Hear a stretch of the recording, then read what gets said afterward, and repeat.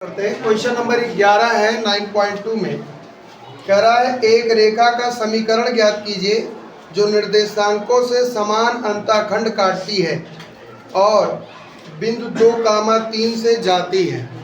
ठीक है, तो यहाँ पे एक रेखा है जो 2, 3 से होकर जा रही है, x अक्ष y अक्ष 2, 3 से जा रही है, लेकिन निर्देशांकों पर समान अंतःखंड काट रही है। तो 2, 3 यहाँ कहीं पड़ेगा, x पर 2, 3 ये कहीं 2, 3 पड़ेगा। ये मूल बिंदु है, मान लीजिए पॉइंट A है और ये पॉइंट है B। शर्त यह है कि ये जो निर्देशांक है ये अंतःखंड और यहाँ का अंतःखंड दोनों समान रूप से काट रहा है। तो हम मान लेते हैं कि माना रेखा द्वारा अक्षों पर कटा समान अंतःखंड A है। हम अपनी तरफ से मान लेते हैं कि जो अंतःखंड कट रहा है वो A है। तो इसका मतलब यहाँ मूल बिंदु से लेकर के A की दूरी क्या हो गई, A, मतलब OA बराबर हो गया A। और फिर यहाँ O से लेके B तक की दूरी क्या हो गया, A। तो इसका मतलब OB बराबर भी क्या हो गया, A।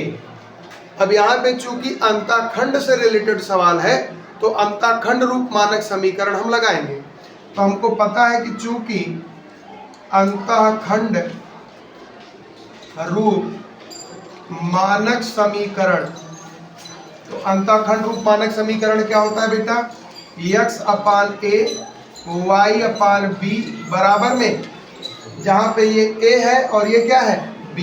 अब अगर इसका प्रयोग करें तो x/a, तो a की जगह पे a ही है, y/b, b की जगह पे भी क्या है बेटा, a है, और बराबर में यहाँ प्लस लगा है तो प्लस लगाएंगे, और बराबर में क्या है 1।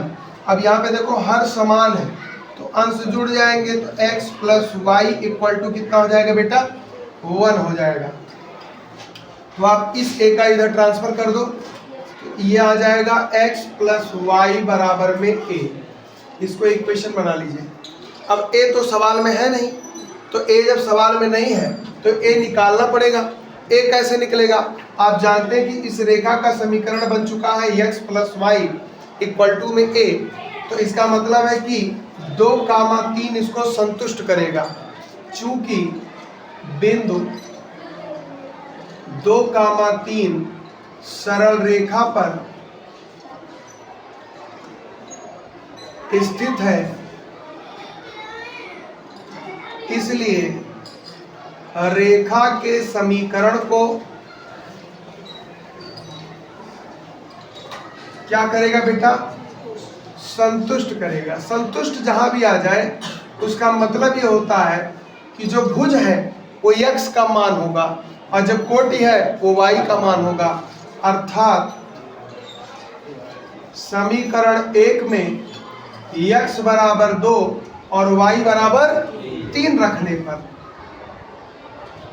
तो जब आप रखेंगे तो हो जाएगा 2-3 बराबर a। तो यहाँ से a का मान कितना आ गया, 5। अब इस a का मान यहाँ रख दीजिए और समीकरण आपको प्राप्त हो जाएगा। तो समीकरण 1 में a बराबर 5 रखने पर, a बराबर 5 रखना है तो यहाँ पे हो जाएगा x + y और a की जगह पे हो जाएगा 5। तो आप चाहे इसको आंसर लिख दीजिए और चाहे 5 को इधर ले आइए, तो हो जाएगा x + y - 5 = दोनों में से जो आपको उचित लगे वो आप इसका आंसर लिख सकते हैं। आसान है, नोट कर लीजिए, फिर आगे बढ़ते हैं।